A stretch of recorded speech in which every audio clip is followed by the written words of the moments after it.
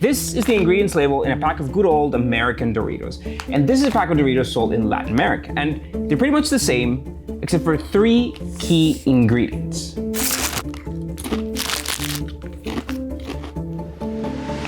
I'll tell you which one tasted better in a moment. But those 3 ingredients put me down this rabbit hole that I've been over for the past few weeks, visiting supermarkets all over town and abroad, comparing cereal and ketchup and chocolate and Oreos. Yes, of course, there are taste preferences, there are supply chain differences, there's definitely cost cutting, but some of those differences are due to a loophole that has allowed US companies to put questionable ingredients in our food, and it's pretty disturbing.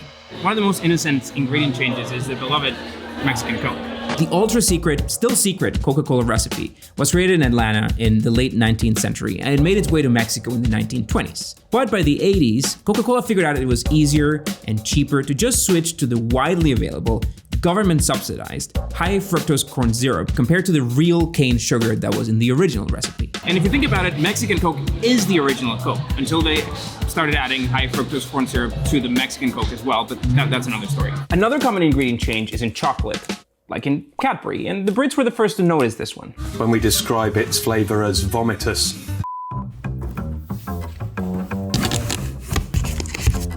I paid $6 plus shipping for these OG UK Cadburys.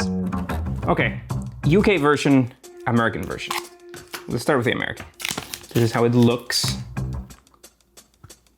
Okay, moment of truth. This is the UK version.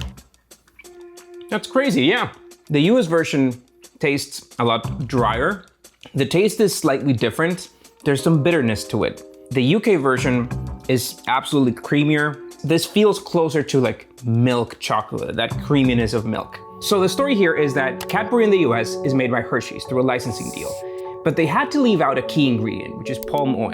In order to be called milk chocolate in the US, Cadbury couldn't have any vegetable oils other than cocoa butter. This is a rule by the FDA. And also probably due to a decades-long campaign against palm oil and its impact in the environment.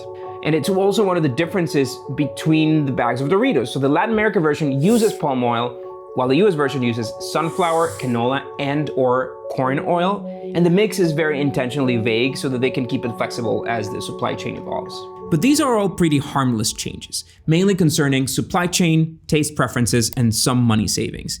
But that is really just the tip of the iceberg, because this is about to get a lot dark. Let's talk about ADA, or azodicarbonamide, which you can find in all of these US foods, mostly baked products.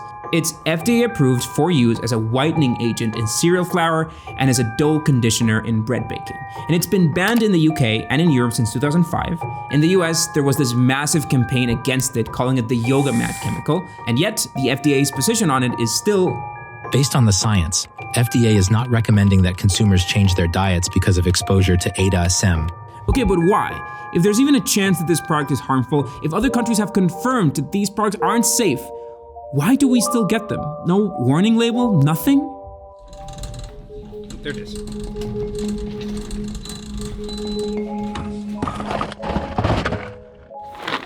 BHT for freshness. Man, I really love Honey Bunches. BHT.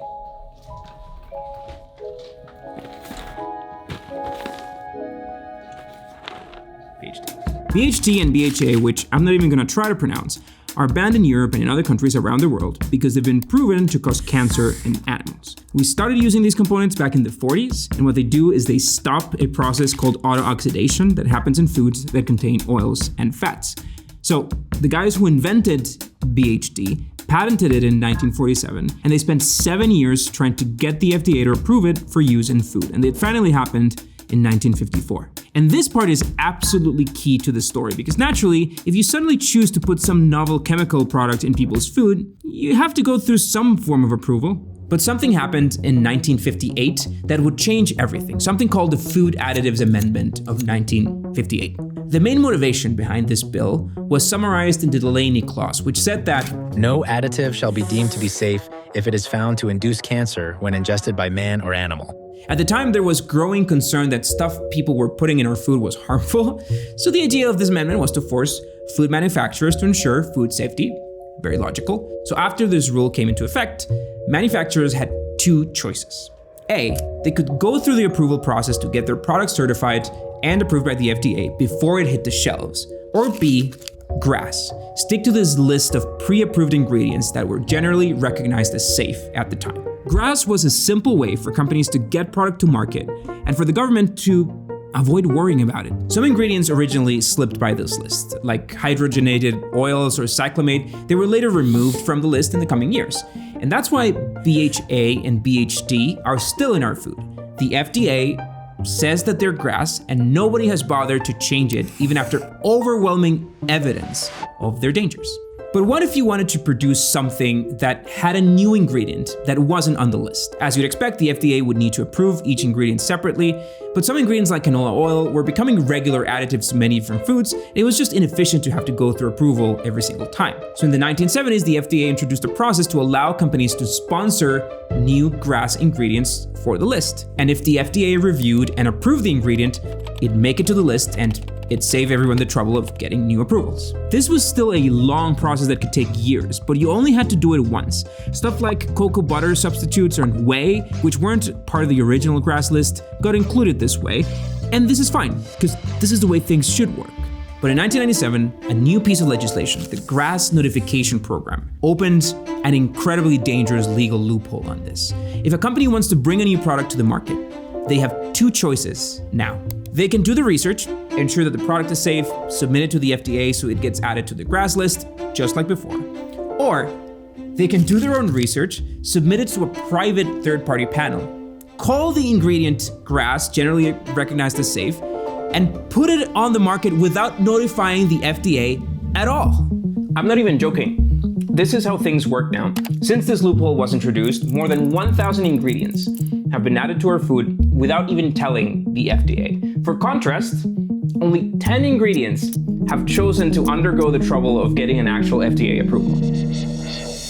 One good example of this is CBD, an ingredient that cannabis promoters self-assessed and started putting on products until the FDA had to step in and force them to take it out and slap on warning labels. Another example is ginkgo biloba, a herbal supplement determined by the company as GRAS. It was allowed for sale under that self-assessment loophole and eventually rejected, but it had been in the market for months. The root of the problem is simple. The 1997 rule created a loophole, turning the FDA into a reactive agency. There are hundreds of self-assessed GRAS products out there whose approval depends on tests that were paid for by the company that manufactures them. Add to that the lack of proactiveness to reevaluate the original GRAS list, and that's how we end up with BVO and azocarbonamide and BHT and BHA and RBGH, coloring like yellow number 5 and yellow 6 and red 40, and potassium bromide, and GRAS ingredients in foods that are banned in other parts of the world. It's so bad that states have now taken action independently to create regulation that's more strict than what the FDA mandates. And this open loophole causes real problems. In 2022, for example, Daily Harvest launched a product called French lentil and leek crumbles. It had an ingredient called Terra flour. Terra flour comes from Terra seeds, the same tree that produces Terra gum, which is used in over 800 products safely. So this flour, in theory, could be used as an added source of protein for vegan products or as a substitute to wheat flour for gluten-free products, but in this case, it caused hundreds of people to end up in the hospital. And it took the company weeks to find the culprit, to find the root cause, and finally pull the product off the shelves. And to this day, we don't know what component in Terra flour caused the problems. Some people think it was bacane, a non-protein amino acid that may be genetically incompatible with some people. And the point is that the current system allows products like these to hit the shelves, and the FDA only acts later if problems arise. Various organizations are lobbying efforts to close the GRAS loophole. NGOs like EWG have created entire food databases scoring the ingredients in our food.